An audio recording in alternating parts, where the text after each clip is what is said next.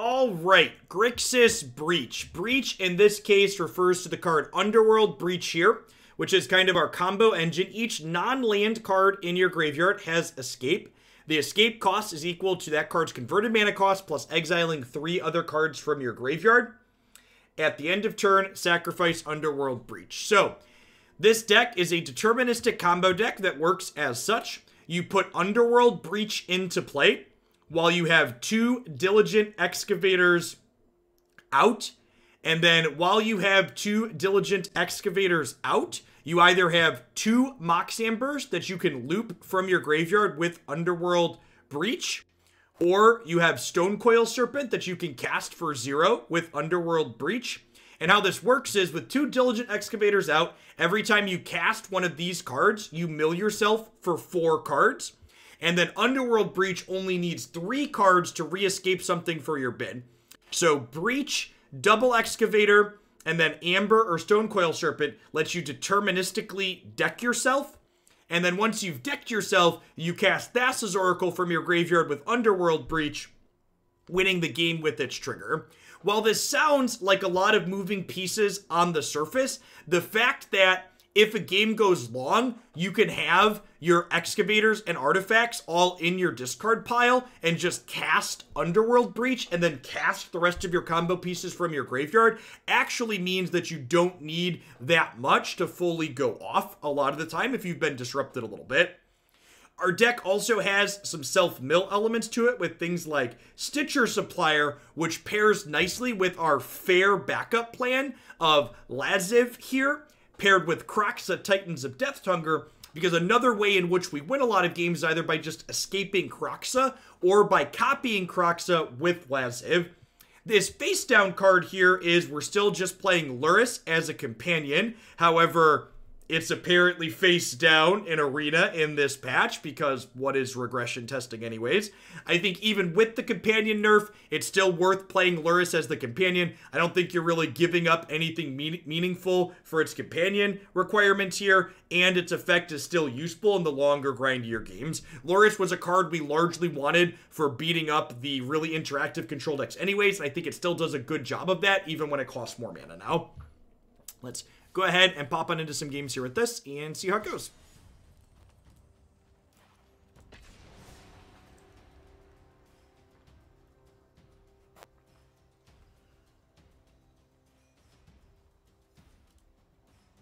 It makes sense in a way that their Twitch Rivals thing was mostly League of Legends streamers because they were basically trying to do cross-promotion.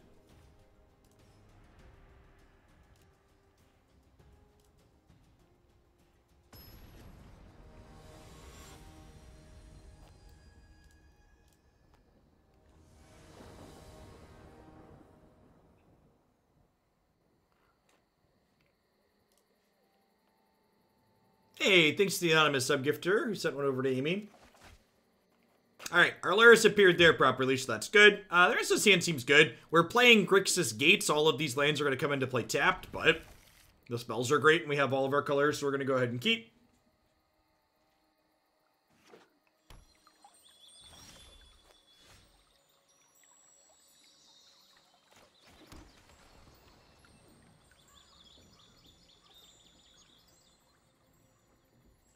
Yeah, I agree, Bob, that the main deck, most of the main deck spots are spoken for.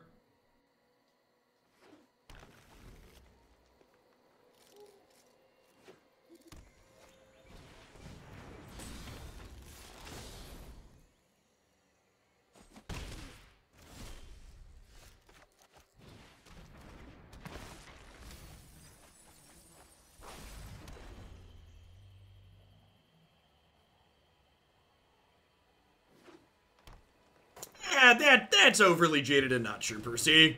Wizards definitely cares about Arena, and there's definitely people working on Arena that really care about it. They just almost assuredly aren't being given enough resources to properly do what needs to be done.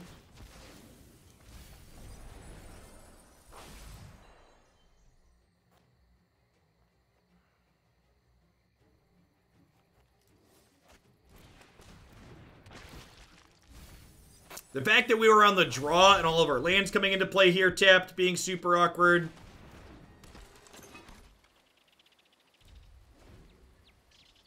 I'm going to hold on to this Mox Amber for now, because if I play it after this Diligent Excavator here, we can get a little bit of extra mill value.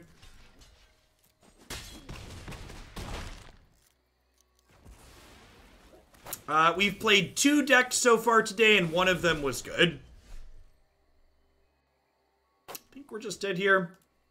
I think we probably would have been okay there had we been on the play or had an untapped land.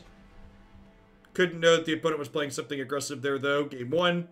Heartless Act, Redcap Melee, Easy Ins, Bedevil in. We're going to trim these Agonizing Remorses and at least some of these Wishclaw Talismans. Probably all of them. Bring in a Legion's End.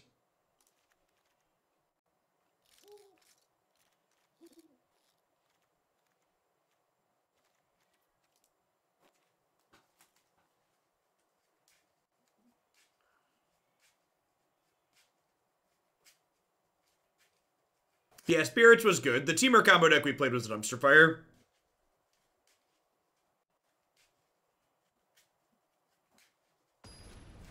Playing combos that get hosed by 3 mana Teferi are not great. Yeah, maybe if you're an optimist they don't have the cleave, we're okay there. Never not dead to cleave, though. Yeah, this looks fine.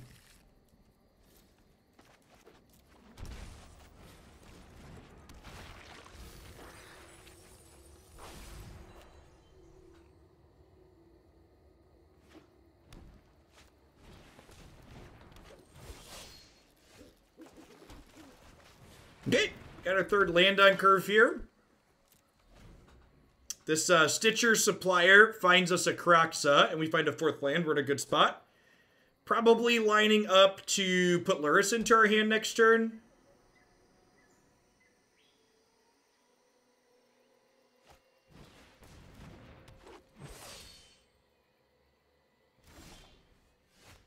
It's nice.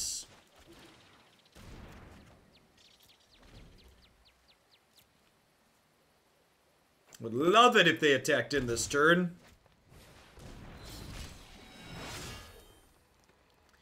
Well, poop.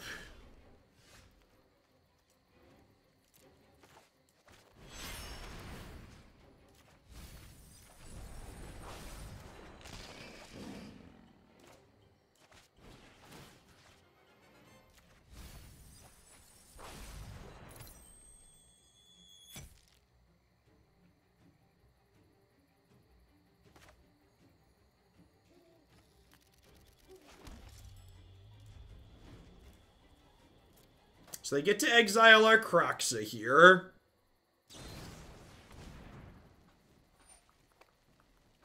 Yep. Probably dead here. Klothys is like the single best piece of graveyard hate against our archetype because we literally just can't take it off the table. Was hoping there would be a bit less of this in the format post-Scavenging Ooze, but it's definitely a tough nut to crack. You don't want to lose to Graveyard Hate. This is definitely not a good deck for you to be playing.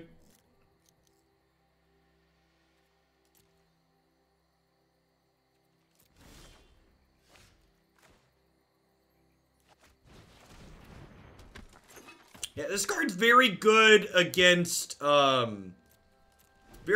creature removal. That's often good against the girl deck.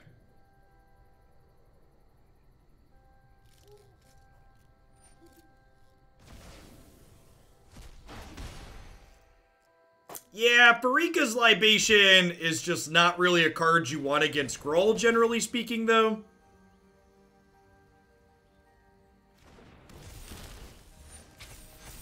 Like, Gruul tends to have a lot of bad creatures around, so unless they have, like, exactly Klothys, your Pharika's Libation is going to be real bad. And with Nexus being banned, the stock as far as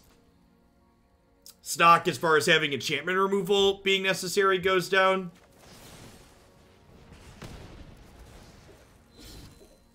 You know, maybe I'm supposed to kill Robber of the Rich there, actually, so these don't get bigger. Yeah, another land's the end of the game.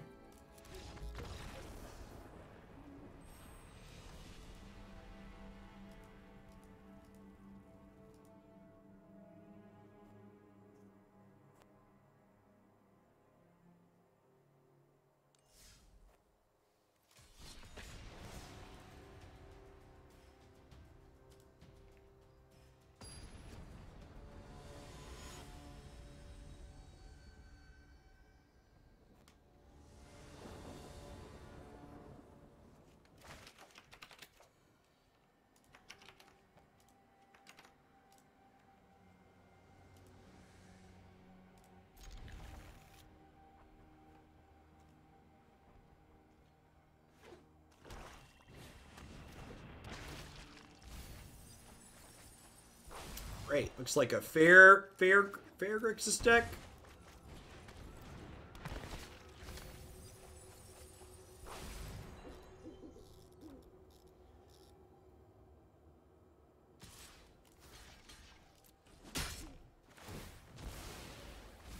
Could be Jund. It's true.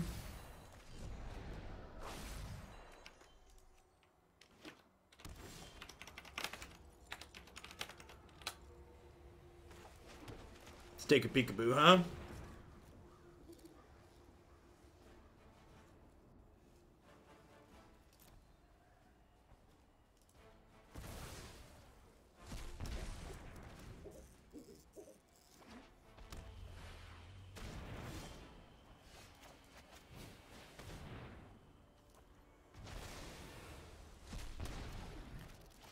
Companion roll, really hurting the opponent there.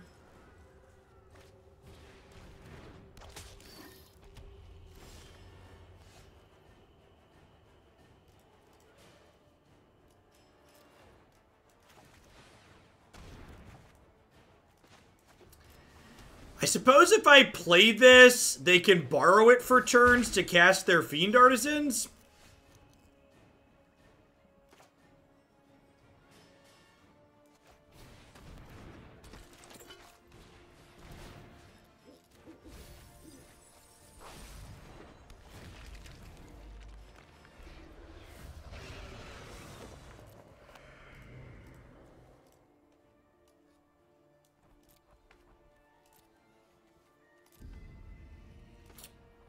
Let's keep that there. I could kill that. We could kill them next turn.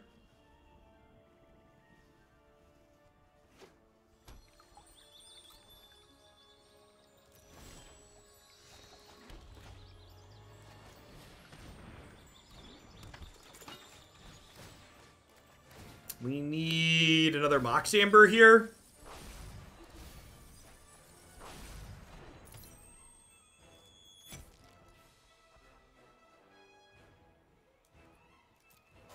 If I hit a Mox Amber in 4 cards with this, we just win on the spot.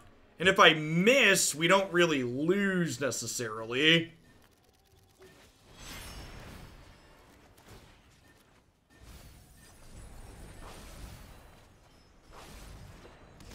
Oh, Snake also does it, right? Yeah, Snake is also lethal. Yeah, definitely should go for it there.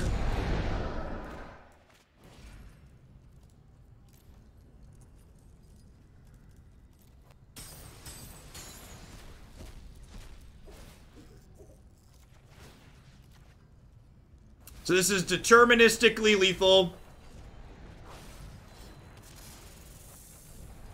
We get to mill ourselves out. And at some point during milling ourselves out, we will hit another Mox Amber. And then once we start milling with Mox Amber, we'll be able to float some blue mana, which lets us eventually cast Thassa's Oracle.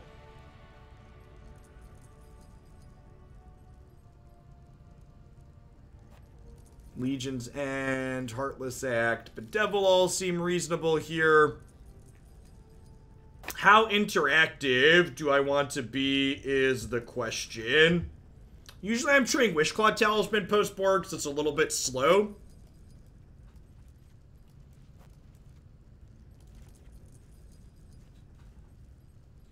The Agonizing Remorse seemed okay that game, but maybe that's not going to be necessarily the rule.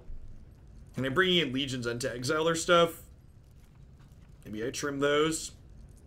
Opponent's deck had a lot of low to the ground stuff, so I feel like, especially on the draw, they could like get on board and make this not be relevant.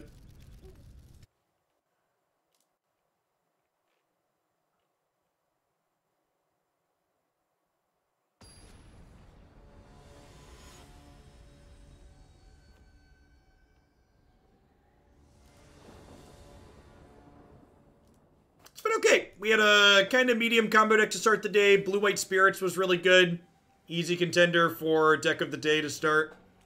Yeah, this hand's fine. Not amazing, but fine.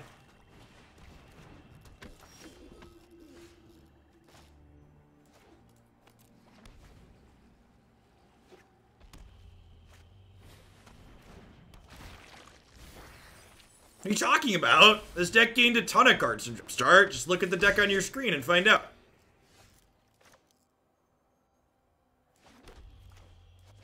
This is actually a really good draw, because that draw means next turn I get to go Kroxa into copy Kroxa attack.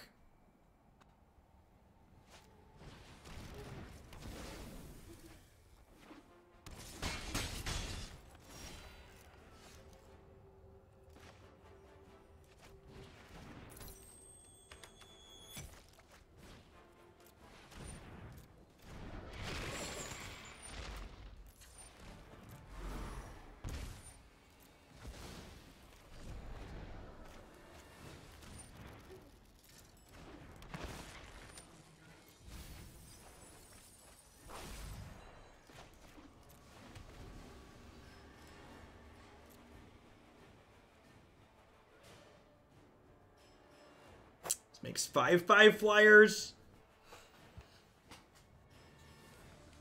If I trade here, they could find a Kroxa of their own. I think I'm supposed to trade.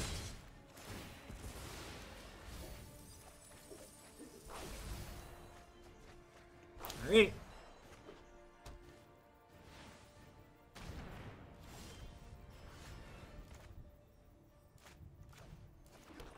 I don't know that it's a good plan, but we've got a plan at least.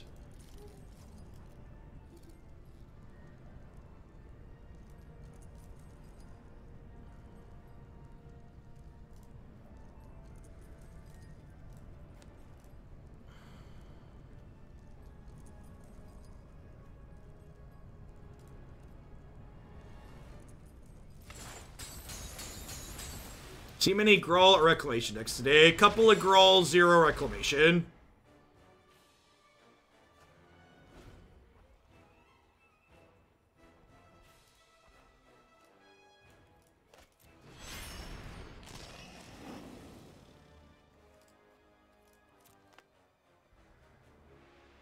So they have Mire's Grasp for my Lurrus now. If I attack with this... well then, probably dead. It is 2:15 cornfield time.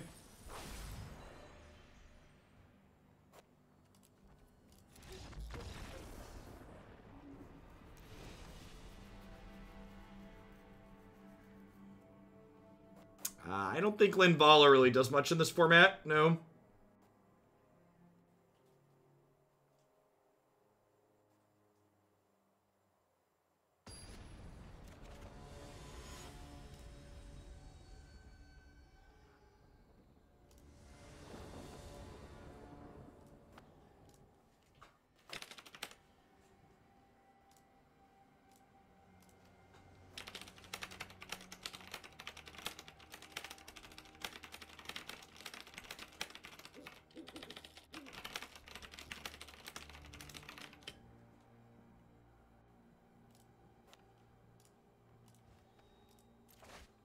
OTR, Heathen, thanks for 13 months. I appreciate that. Welcome back.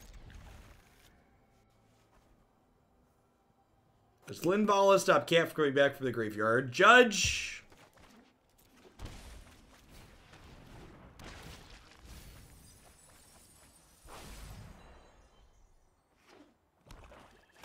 Oh, Grim Lavamancer could be a card that this deck wants out of the sideboard. I didn't think of that one. Grim Lavamancer could just definitely be a card we want on our board.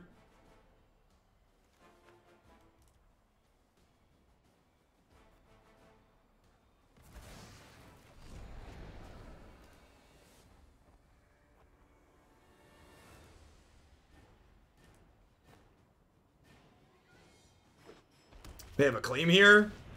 No claim at least. That's good for us.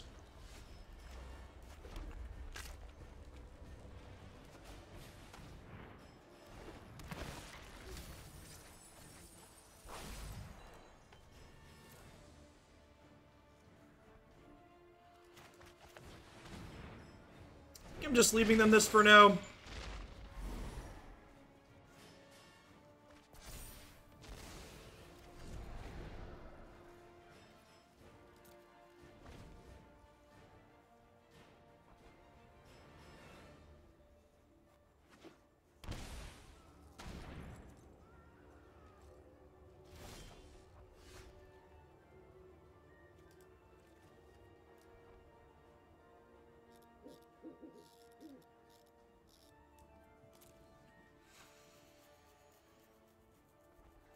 Shame we don't have a land here.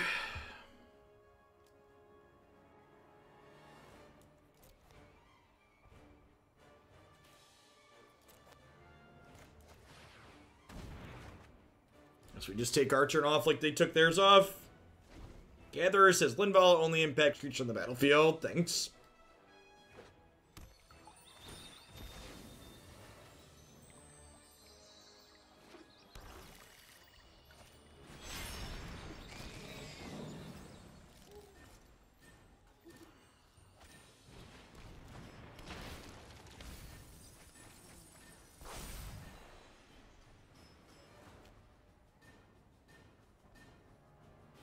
Howdy, Misha. Easy block.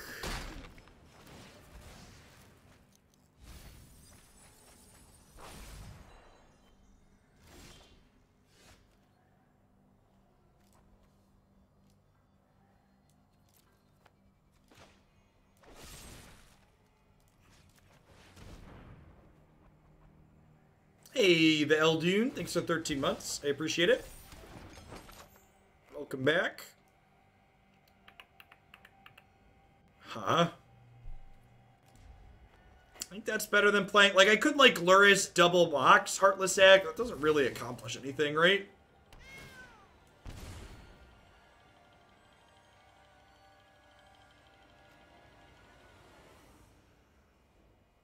Correct, Misha.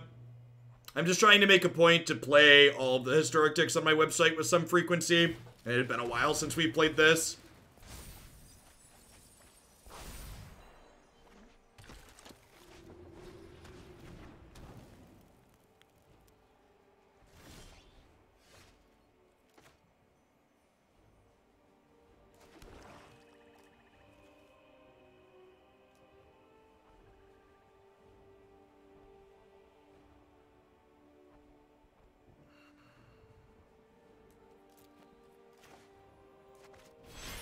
I'm just doing this and playing Stitcher Supplier here.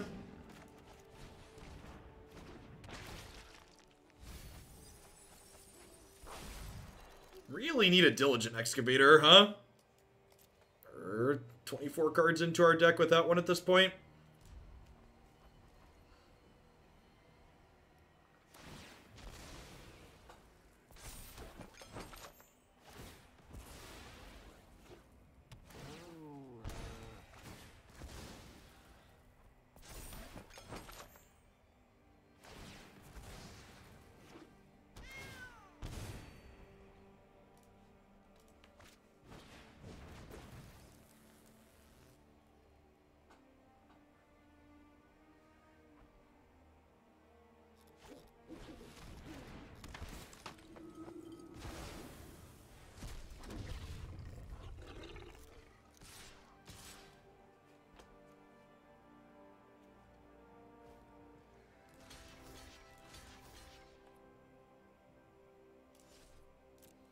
Need a creature to insulate the priest here. I think we're drawing dead though at this point.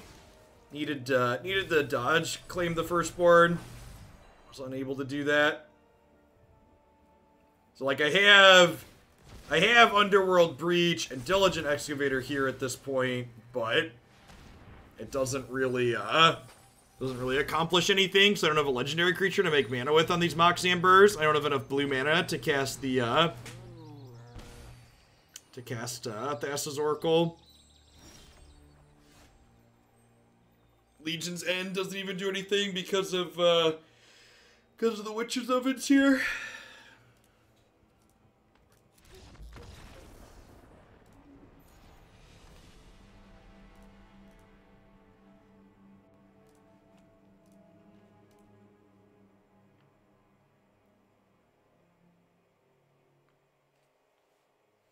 think of this one. Oh, you know what? I've gotten so used to Legends of Runeterra over the last week. I haven't been restarting my Arena client. I was like, why is it lagging so much? I wasn't doing this earlier. Arena's been loaded for 3.5 hours, chat. Give me a moment.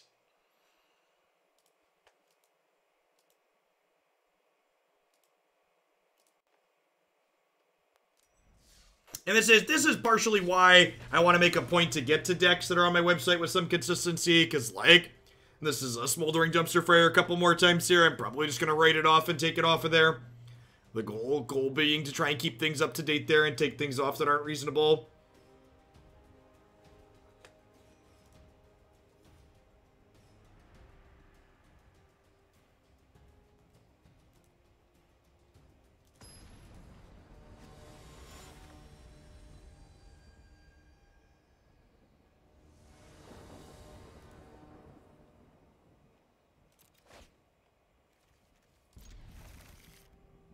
Is Historic still a dumpster fire? Spirits was fun. There's a lot of good linear decks in this game.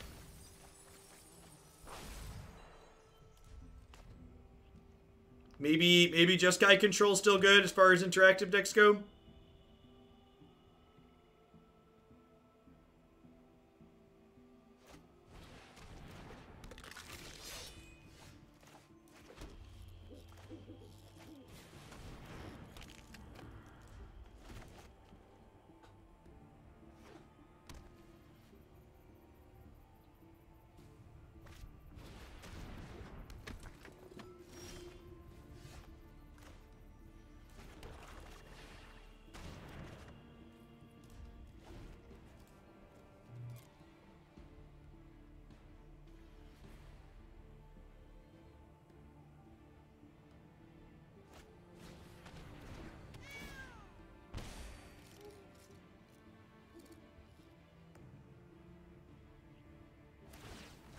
Oh yeah, you make me sack that Stitcher Supplier. You do it.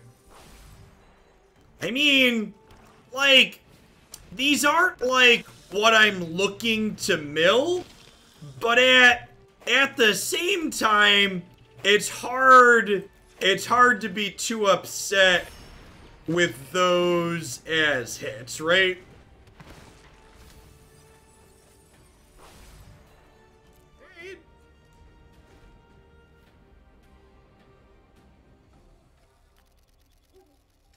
I don't have any Runeterra, scheduling Runeterra stuff on my roadmap. I'm hoping that because Riot's a real software company, that they're going to get spectator mode into their application sometime soon. So I think I'm going to give them a little bit to work on that. I'm expecting them to implement something like that long before Magic ever does. So having a spectator mode like that would make running events like that much, much easier.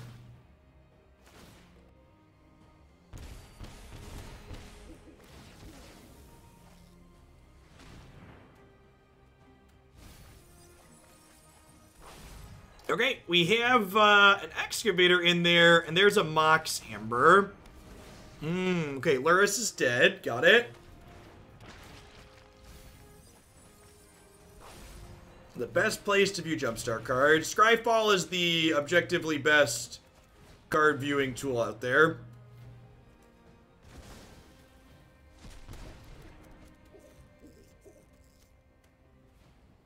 The Great Wumbo. Thanks for the 15 months. Welcome back.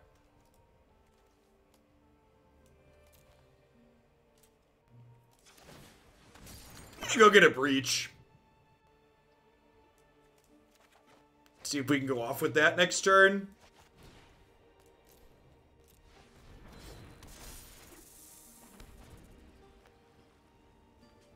I'm like not expecting them to have a discard spell or a way to interact with Breach. Game 1.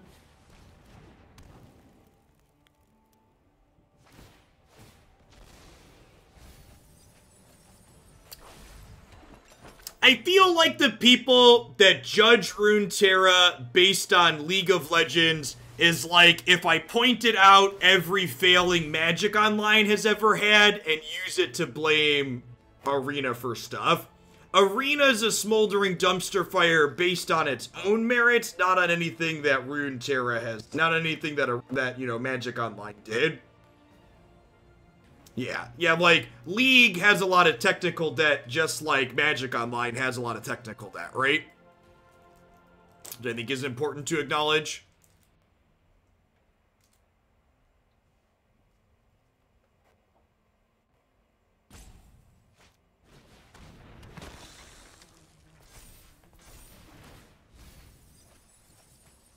You have a DVD-ROM copy of League? Yeah, the first time I installed Moto, it was from a CD that came with some starter pack. Okay, so we're taking 4 here, down to 3. So we have to combo kill them next turn. I don't know if we can, but we have to. I'm gonna pick a Gutter Bones back up here, I assume. Oh, and we're down to 2. Going down to 2 is actually a big deal, because it means I can't shock this in.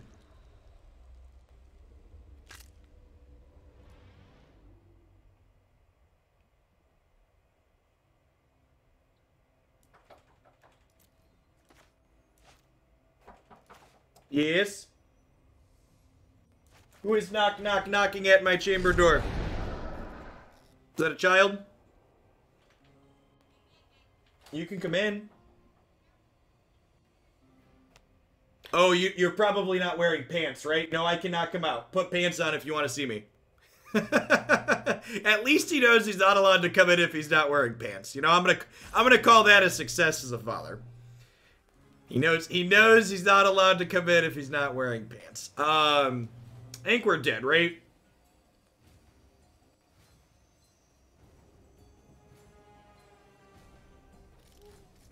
Because I can escape this.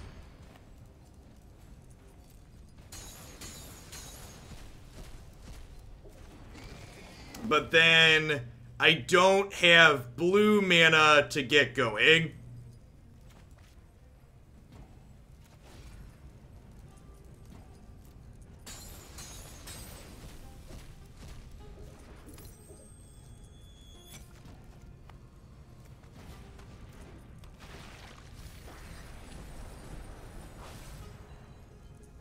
So, like, if I could shock this in, I could play Lazav and do some stuff.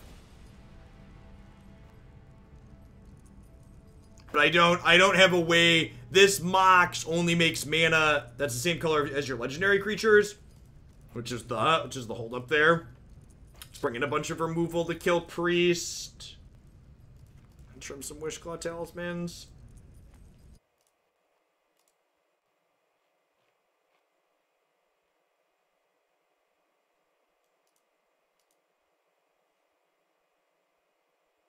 Shouldn't you escape Diligent Excavator? Escaping Diligent Excavator was not a legal play for the reasons I just explained.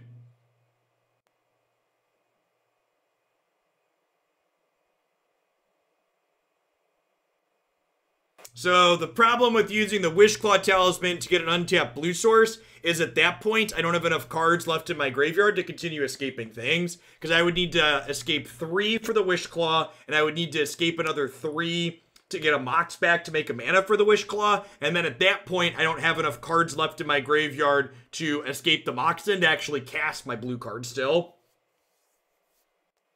Because normally when you're comboing, the only reason you keep going is because you have Excavator in play. So, like, when you don't already have Excavator in play, the cards in your graveyard use up. What if we escape Diligent instead of Lurrus? If I escape Diligent instead of Lurrus, I don't have... My Moxes don't tap for mana at that point, and I only have 1 land left in play. So again, the fact that I was at 2 life and couldn't shock in that land instead of being at 3 was a big deal.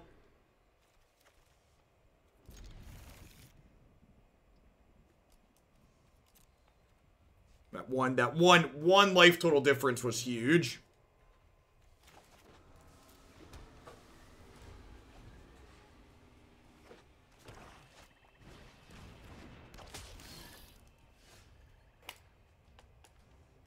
I love people that are telling me ways I could have played better using things that aren't legal plays. It's a good time. Alright, since I drew Kroxa, I'm gonna play the Lazav here, I think, so we can try and get a Kroxa to start attacking with.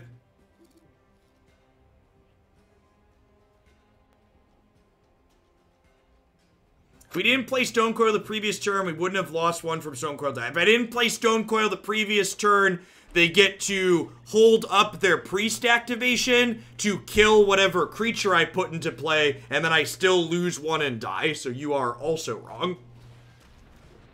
Priest activates at instant speed. I put the snake into play, so that way I would be insulated the following turn.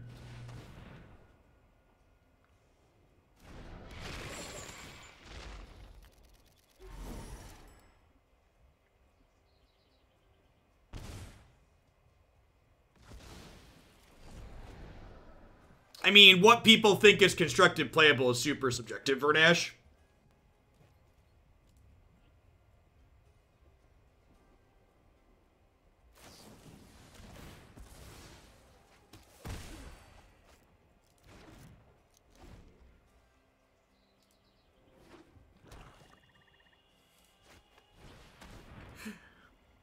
The number of people who were completely puzzled by the idea that you could spend 4 figures worth of money on Magic Arena when I tweeted it over the weekend really made me understand how many people just have no idea how these free-to-play games actually work. Like, they just can't comprehend the idea that whales exist and anybody would spend money like that. Like, they must think that all of these companies make free-to-play games out of the kindness of their hearts, right? Because, like, they couldn't possibly be making these games to make money, right?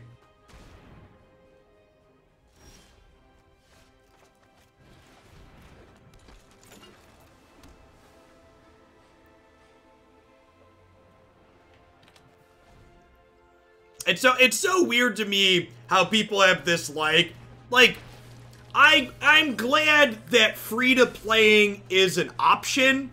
I'm glad that people have the option to trade money for time for cards instead of money.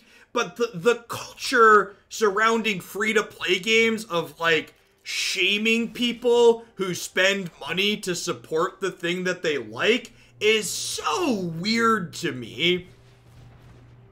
Like, I love this game and I spend all my time free-to-playing it, and you should feel bad for having supported the thing that I like to do. And it's like, really?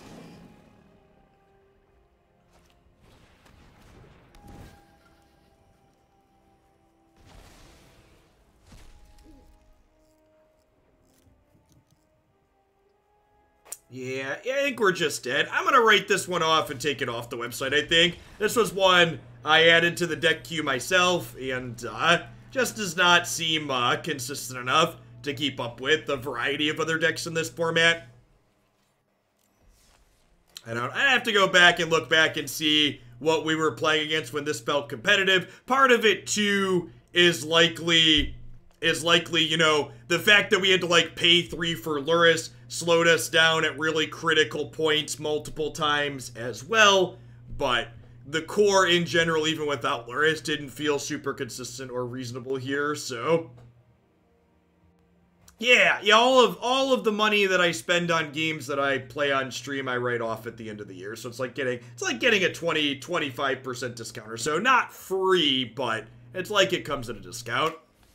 All right, speaking of the last deck our opponent was playing, Aristocrats, we are going to kick the tires on some Blood Artist ourselves here. I'm going to hit a quick ad roll, and when we get back, we're going to play some red-black Aristocrats here in Historic. Thanks for hanging out today, folks. Don't go anywhere.